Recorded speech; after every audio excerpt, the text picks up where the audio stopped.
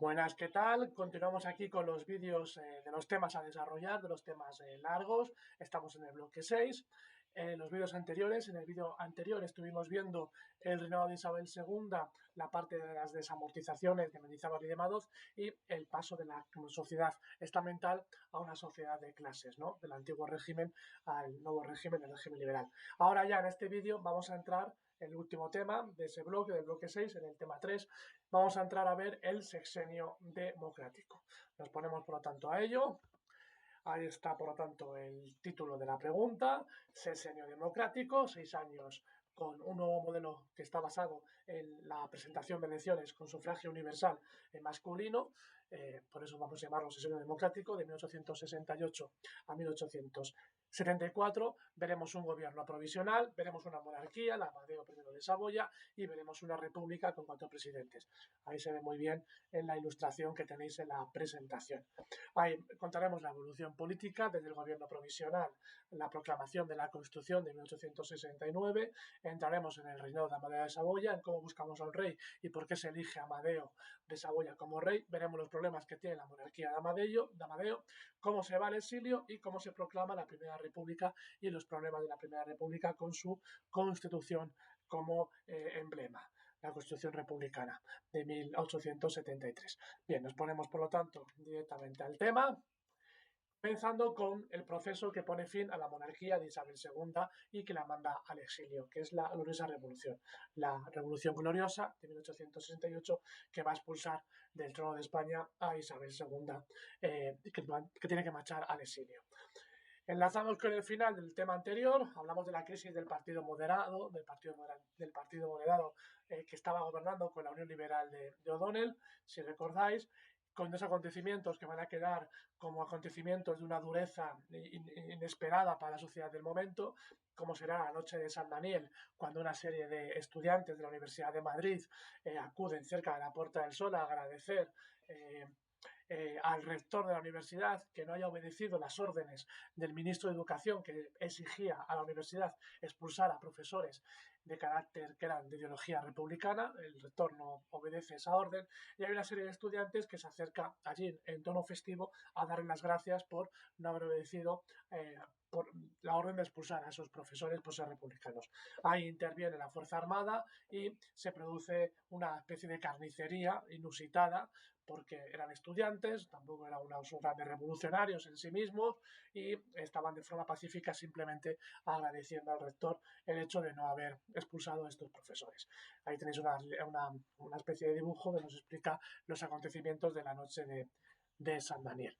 Bien, este fue uno de los acontecimientos que puso en entredicho los gobiernos últimos de Isabel II, ¿no? Que les calificaban como de bastante duros, ¿no? Bastante rudos.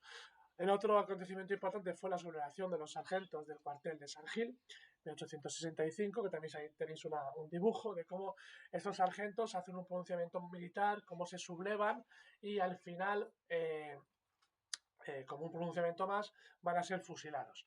Esto no ocurría normalmente. Entre los militares de la época, el castigo máximo podía ser la cárcel o el exilio, pero era muy difícil que llegasen a fusilar a compañeros de armas, ¿no? Entonces, esa forma autoritaria de resolver el pronunciamiento de los sargentos del cuartel de San Gil, pues va a provocar en la opinión pública un rechazo a los últimos gobiernos de la propia reina, a Isabel II.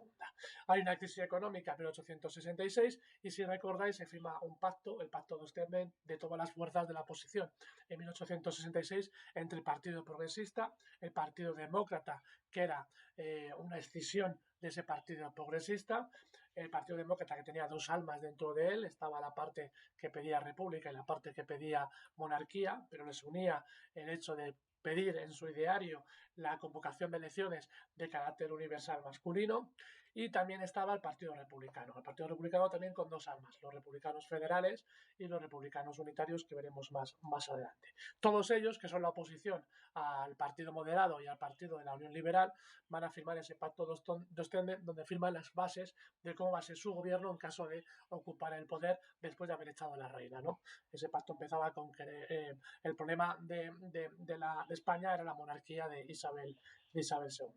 Bien, se va a desencadenar la gloriosa revolución con un pronunciamiento militar que se inicia en Cádiz en septiembre del 68, que la escuadra que dirige el almirante Topete se subleva con el grito famoso de «Viva España con honra». Los generales Prin y Serrano, del grupo progresista, se unen a los sublevados. En algunas ciudades organizan juntas revolucionarias copiando el modelo de la Guerra de Independencia. Si recordáis estas instrucciones de las juntas revolucionarias de defensa, ¿no? El 29 de septiembre el ejército de Serrano va a vencer en Alcolea al ejército que ha enviado el gobierno para parar la sublevación, pero vence el ejército sublevado y la reina no le va a quedar otra que marcharse al exilio, poniendo fin a la monarquía de Isabel II. Se inicia, por lo tanto, el gobierno provisional de 1869-1871, tal y como estaba fijado en los acuerdos del Pacto de Ostende.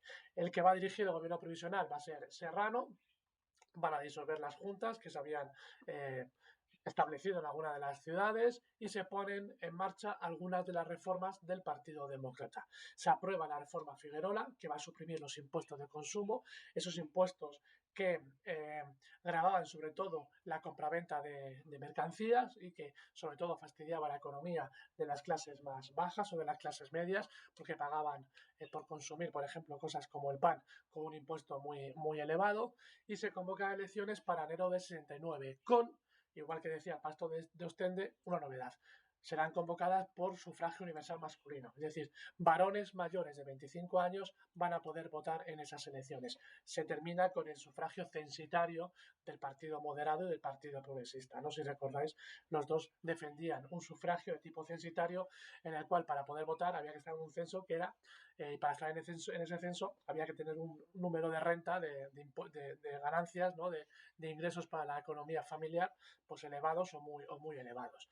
Bien, la coalición gubernamental liderada por Prin y Serrano vence imponiéndose la tendencia monárquica demócrata de los partidos que firmaron signatarios del Pacto de Ostende. Sí, en esas elecciones cuyo novedad era convocadas por sufragio universal, los partidos se presentan, ¿no? Y al final una coalición que dirigía Prin y Serrano van a ser los que vencen esas elecciones.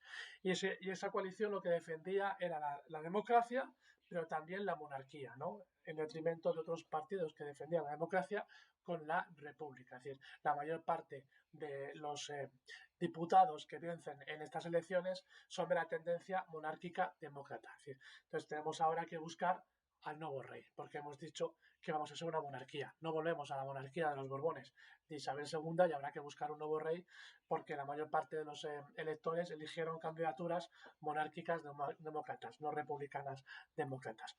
Bien, va a tener el apoyo de las clases medias y de la burguesía.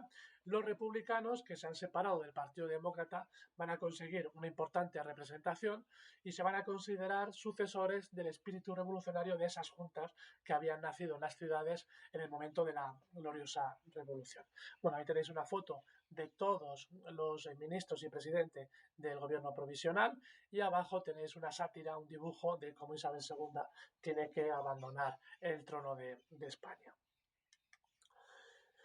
Bien, se redacta en esas Cortes una nueva constitución que será la constitución de la época de 1869, en las cuales se establece que la monarquía será constitucional y democrática.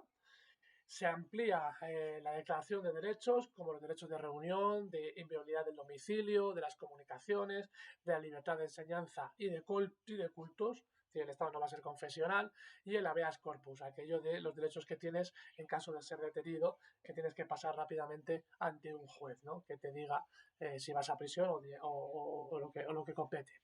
El poder ejecutivo va a estar compuesto por el rey, que lo va a ejercer a través de los ministros, que van a ser responsables no ante el rey, sino ante las Cortes. Es decir, el rey elige a los ministros, pero tienen que dar resultado de sus acciones en las Cortes, ¿no? Si le pierde la confianza de las Cortes, ese ministro tendría que dimitir. En otras constituciones hemos dicho que los ministros son responsables ante el rey. En este caso, los ministros son responsables ante las Cortes. Y se limita al monarca solamente a sancionar y promulgar leyes. No tiene capacidad de veto y no le queda iniciativa legal. Solamente firma las leyes y las promulga, las publica, las leyes que le vengan del poder legislativo. El poder legislativo va a caer en dos cámaras, el Congreso y el Senado, y las dos cámaras, novedad, van a ser elegidas por sufragio universal masculino. Ya habíamos visto que normalmente en otras constituciones el Congreso es elegido por sufragio censitario y el Senado va a ser nombrado en parte o en su totalidad por la corona, si recordáis, ¿no? En otras constituciones. En esta, el Senado, la Cámara Alta, va a ser también electiva, va a ser elegida por sufragio universal masculino. También la novedad es que se impone ese programa del Partido Demócrata donde el sufragio universal para varones, por esto el universal varón es un poco contradictorio porque las mujeres todavía no pueden votar, pero bueno, podemos empezar a hablar de un sufragio mayor que el sufragio que había en la época de los partidos moderados y progresistas durante el reinado de Isabel II, ¿no? Ese sufragio censitario. El Poder Judicial va a recaer en tribunales de justicia que además explícitamente se defienden como independientes y que los jueces, para llegar a ser juez, no van a ser por nombramiento del gobierno, sino que van a llegar por oposición, por concurso público, ¿no? Por haber estudiado una carrera de leyes y haber hecho una oposición. Se establece una soberanía nacional, ya no es una soberanía compartida como la Constitución de la época de Isabel II, ¿no? Esta es plenamente nacional y además es muy precisa en eso. La soberanía la tiene el conjunto de los ciudadanos de la nación. Los ayuntamientos y las diputaciones provinciales van a ser elegidas también por elecciones democráticas, no como el sistema de la época de Isabel II, donde los ayuntamientos, si recordáis, era una de las grandes peleas entre moderados y progresistas, no van a ser elegidos desde Madrid, ¿no? Sino que van a ser elegidos además por sufragio universal en cada una de sus ciudades y de sus pueblos. Bien, esta es la Constitución de 1869. Bueno, aquí paramos y continuamos con el resto del tema a partir de la monarquía de Amadeo en el siguiente vídeo.